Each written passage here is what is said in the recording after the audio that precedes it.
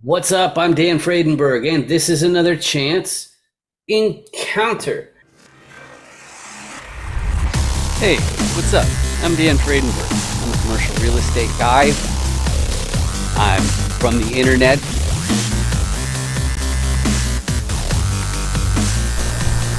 We're seeing more properties like this being built in front of a house that's going to be torn down soon. I understand that there are power lines that are getting kind of close. What's up again? This is Dan Fredenberg, and that there is a commercial real estate building.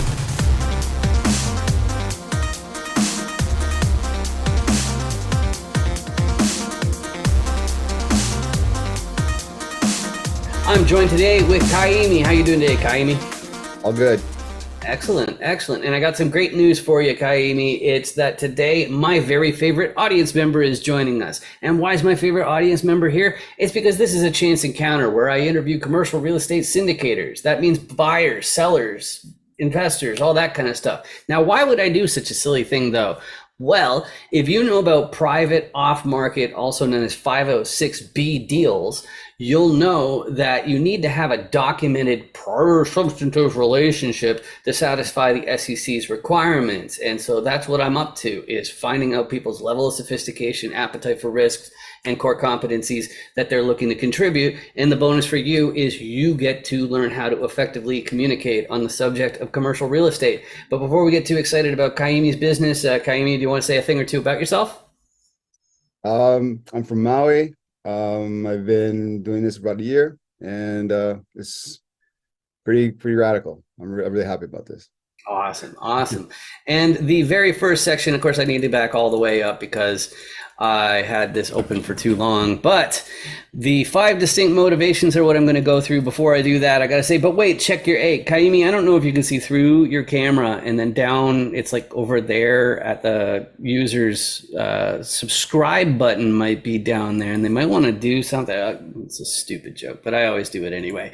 So the 5 distinct motivations, this is how they are. So I've talked to all sorts of different syndicators and investors, and everybody has their own unique why, but at the same time, I found that they pretty neatly fit into these 5 categories. So I go through each of them in every episode of Chance Encounters because we need to know what's actually going to make somebody follow through with a deal, because it takes months and there are all sorts of risks involved. So here we go. The first one, some people are out there who've already got a portfolio of assets, and the way that they make ends meet is from the proceeds of ownership. So the only reason somebody in that situation is going to go through the effort to make another acquisition is if inflation is eating away at the purchasing power of that cash flow, or if they're buying at a steep discount, like when there's an asset crash or when the property is under distress. That's not really my primary motivation. What I'm up to is trading time directly for wealth.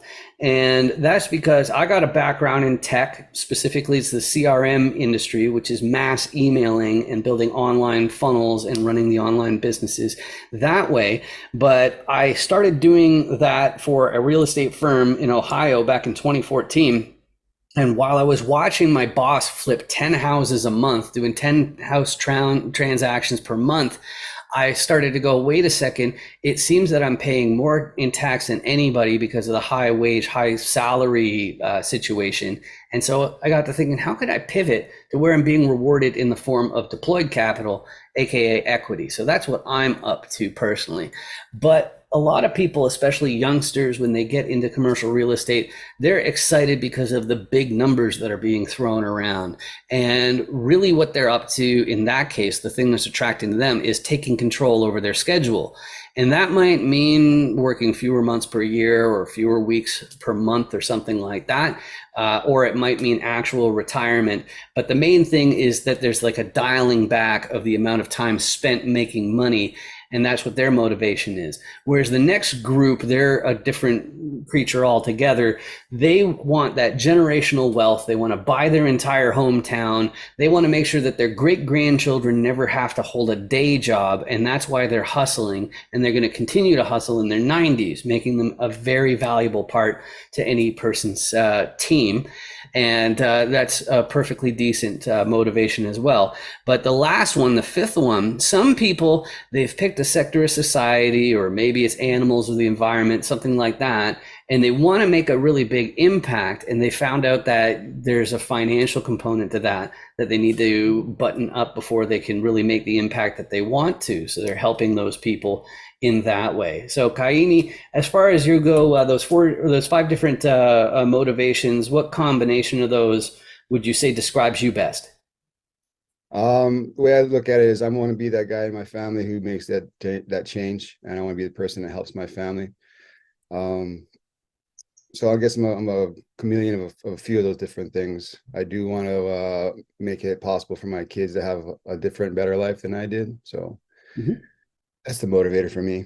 I do want to buy my old town too, though, but that's a little lofty. Yep, exactly. Now, prices in Maui aren't exactly a steal at the best of times. But the next question I have for you has to do with the tolerance for risk. And the most important thing, we've got these big numbers floating around, as I mentioned before, but if you're going to get involved in this, you really have to understand there are risks involved, because at the end of the day, you're dealing with nature, you're dealing with land. So it's the geology, there are all sorts of different parts of that. So, but one issue I found as I learned about syndication, I found that securities attorneys, they always give you this standard questionnaire with all these really invasive financial questions that are sometimes unpleasant to answer. But the question I really didn't like was the tolerance for risk assessment. So for these interviews, I made it a fill in the blanks question. There are many popular investment asset classes, but I think blank is too risky. Now your answer can be inside real estate, outside real estate. Kaimi, what's too risky for you? Well, when I think about that, I first thing that comes to mind is crypto. I think that's just way too many variables, and a lot of people out there I think there's a lot of things going on behind the scenes to really kind of manipulate things. So I just don't like it. I love it. And of course, it doesn't provide a roof over your head, and you can't eat it. That's my little segue right there. Another little not so subtle reminder, but that's the segue to go into the commercial core competency cube from dandoesdeals.com. You can get your own copy for free from dandoesdeals.com. And I don't even ask for your email address, which is a really, really dumb move from a marketing perspective. You should always ask for some sort of contact information in return for your freebie. But I don't do that because I want you to print these out and practice, because it is the single thing I think will help you communicate more effectively in the subject of commercial real estate. But more importantly, I go through all 6 sides in every episode of Chance Encounters. It just takes 2 minutes, but you'll also understand how my guest fits into those deals by doing this. So let's get started. A repositioner is what I always start with, which is right there. The repositioner is an acquisitions person. So they're looking at a bunch of different properties, and they're doing a bunch of paperwork. What are they doing with that paperwork, you may ask? Well, there's a fancy word for it. They're underwriting. That means they're doing the math. They're figuring out, first of all, is this property actually even making the amount of money that the broker or seller claims it is? Because they can play some real fun and games with those numbers. So the repositioner has to be able to read through that and find out how much money it's making and figure out how to find more upside. One of the most counterintuitive parts of how repositioners do that is they've got great relations with financiers. Those are lenders. Those are people who deal only with paper and money. They are not on GP teams, these financiers. And the reason why repositioners have to have such a huge network of investors, financiers in general, is because if you can get a more advantageous loan, that goes straight to the profitability of the building. So that network is super important for all repositioners. But the more traditional place to find more upside is to look at the operations and stop those Benjamins from going down the toilet there. But of course, there's more to operations than just unclogging toilets and collecting rent and mowing lawns. I've got this background in automation technology through the CRMs, and then also through marketing, which if you're in bigger apartment complexes, you may be even outsourcing the property management. And if there's a vacancy rate issue, there's a huge chance that that's a marketing problem. So somebody on your GP team is going to have some marketing chops like me, so they can find some innovative ways to fill those empty units. But quite frequently, because commercial real estate is so competitive, operations is not going to be enough. So the repositioner will get a contractor team involved to do a value add or do renovations. And the idea being that if the unit's actually nicer, then the next resident will be more than happy to pay more than the previous one because it's a nicer place. But of course, there's a hard limit to how much you can charge for rent. It has a lot to do with the location itself. And even if you end up gold plating toilets and spending way more money on it, that doesn't mean it's going to have a return on investment. And if you're like me, I don't know if you know this about me, I'm from the internet. So that means I need locals. I need boots on the ground, somebody who can be there in an hour or two, because you can bet that's not going to be me. I'd still be stuck at an airport in an hour or two. So that's why I rely so heavily on locals in this deal. But when the repositioner has assembled this team and they found the property that they want to take over, they're going to go around to the financiers and lenders, the banks, all that kind of stuff, and say, hey, you know what? I found this great property. It's tens of millions of dollars. You don't happen to have, say, I don't know, tens of millions of dollars you want to lend us for this, do you? Well, the financier is going to have some questions that I haven't answered yet. And if you're in some sort of mentorship or guru program, you may notice that they gloss over this next part. They're going to ask, who's your sponsor?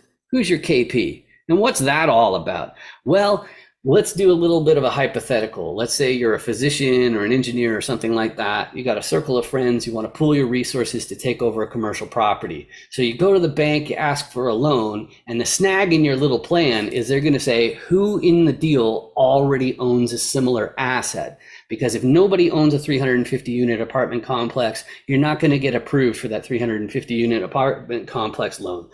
On top of that, among the sponsorship team, the GP team, you need a certain amount of liquidity, and you also need a balance sheet of at least the amount of the loan. But if you have all those pieces, you got yourself a commercial real estate deal. So Kaimi, as far as you're concerned, your core competencies that you're likely to contribute, where can we expect you to pitch in on those deals? Probably in that financier side, helping raise the capital and get it all started. Connecting the dots, bringing in the people that have the assets to, or the liquid funds to make that happen. Excellent, excellent. And so then you end up doing some asset management as a part of it, I imagine. So that's great stuff. So the next question then has to do with the buy box. And when syndicators are talking to each other, investors, we're saying, hey, what's your buy box? What's your ideal property? We're really talking about three main things. First one's geography. Where is it? Which state, which county, possibly even which neighborhood, okay? It's gonna matter where it is. The second one's gonna be size. Most of my guests on this show are in multifamily, which means apartment complexes. And the way that you define the size is off of unit count. And that's important because the people who take over, 15 unit apartment complexes are going to be completely different from the ones who take over 350 unit apartment complexes. So that size is definitely going to matter. There are other types of commercial real estate that go off of square footage, but that size is still going to matter. The third one has to do with class. And unfortunately, they use the exact same word for two different things, and I'm not a fan of that. So I separate class into condition and area. When I'm talking about condition, it's how old is it? How beat up is it? How up to date is it? And then what about luxuries and amenities? What's the situation over there for that? So that's the condition. Whereas area, it's still desirability. So it's going to be what are the school districts like? What's the crime rate like? And then of course, how many people go by that property, like pass by it on foot or by car in any given day. But both the area and the condition are ranked the same way as in grade school, where you got A+ at the top and then A minus, and then A and then A minus and B+ and so on. So Kaimi, as far as you're concerned, what's the sweet spot? What's easier to say yes to and more difficult to say no to? I like the mountain range states. When you drill down, I specifically like Utah. Idaho is a close second, but doesn't have the inventory. If you get down a little more to the brass tacks, I like the Salt Lake City area. And then when it comes to size units, somewhere in the neighborhood of about 100 units is preferable. I like that. Maybe a little higher would be even better. And then as far as the type of building or apartment complex, I'm looking at multifamily, obviously. I would say something in the low B and higher or low B to B, and then maybe low A's. Mhm. as far as the area. I really don't like crime. I'm in Maui, so I don't have a affinity for it. So I try to avoid that. Yeah. Schools are nice to have, and being able to walk or bike to places is awesome. So that's what I would be looking for. All right, awesome. So then the next thing has to do with where you prefer. I'm going to pause the recording. Hang on. All right. Okay, that was not actually a round of applause, even though I'm sure Kaimi, he definitely deserves one. But the next thing I was going to ask, my favorite thing about commercial real estate is that because it's a team sport, people are so eager to contribute and build new teams. We're so friendly. It's really quite something that's different from other industries. But at the same time, because we all have our unique skill sets, we're better suited to help some more than others. Me personally, because of my tech and marketing and automation background, sponsors and KPs, I'm always eager to talk to. And because I'm the kind of person who can make a disproportionately large difference for them. And then the other one, because I'm from the internet, is the locals, the boots on the ground. I need somebody nearby who I can trust for any of the deals. But Kaimi, as far as you're concerned, I don't know if you have any 506B deals, but you can't be enticing investors, or else the SEC will get ants in their pants. So if you have like any like pastries or like donuts or something, don't lift them up and wave them in front of the camera. That'd be way too enticing. But as far as who's out there who you want to talk to, who are you disproportionately well suited to help? Anyone who's sitting on some kind of pile of money, or maybe a 401k, or any liquid assets that's not lose is basically losing buying power. That's just losing value. Mm-hmm. I also have friends who are pilots and doctors who want to put their money to work because they're in a great position where they're making a lot of money, having a great career, but they're also getting heavily taxed, and so they're also losing a lot of their buying power. Their money's going to the wrong person. Mm-hmm. So those are the type of people I really want to focus on getting in touch with and helping out. Mm-hmm, mm-hmm. Yeah, I absolutely love it. It's so important to find out the advantages that are there in real estate from a tax perspective. It's really huge. But that brings me to how to reach out. Me, I've got this distinct last name, and it makes me easy to find. LinkedIn is the social media platform where I spend the most time, so that's the best place to connect and reach out. But if you scan the QR code on my screen, that brings you to the FAQs page of 506B which is the platform that I offer investors and syndicators to help them save and document their substantive relations with other investors so that they have something to show the SEC when they audit you. And they do audit you once you get to a certain amount in assets under management. So that's something that everybody needs to be prepared for. But Kaimi, if people want to reach out to you, I see you've got a QR code on your screen, and I know that you're active on LinkedIn, but what are the best ways to reach out? I think those are the two best ways. You can scan my information, which is somewhere right here, and then also I'm on LinkedIn as well. So those are, I think, the best ways right there. All right, awesome. And then the last thing, it's actually not for you, Kaimi, it's for you in the audience, which is a public service announcement. If you've been watching this episode and you've been experiencing searing pains in your eyeballs and maybe like migraine-like symptoms, I'm very confident it's the downright hideous subscribe button that's right there, and it's free to get rid of it. You just click on it. It costs you nothing. And I'm biased. I want people to click on it because if enough people do, then YouTube will start to pay for these videos instead of me. I clicked on And it.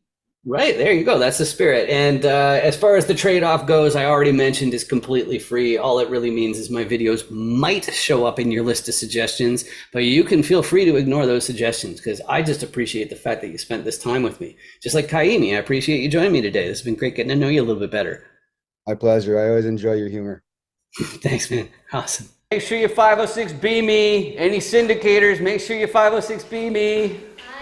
Oh, hey, yeah, here's my code. You got your QR code scanner? Okay, yeah, oh yeah, just hold it right in the square there. Okay, cool. And now you hit open in browser. Okay. Okay, are you already logged into 506B me? Yes. Yeah, okay, cool. Yeah, so there's my video. So now I'm already on your watch list. So when you get back to your hotel, you can find out what my core competencies are and my level of sophistication. Sound good? Yeah. I love your hat. Real estate's a scam. That's really funny. Yes. Nice meeting you. You too. 506 B me, everybody.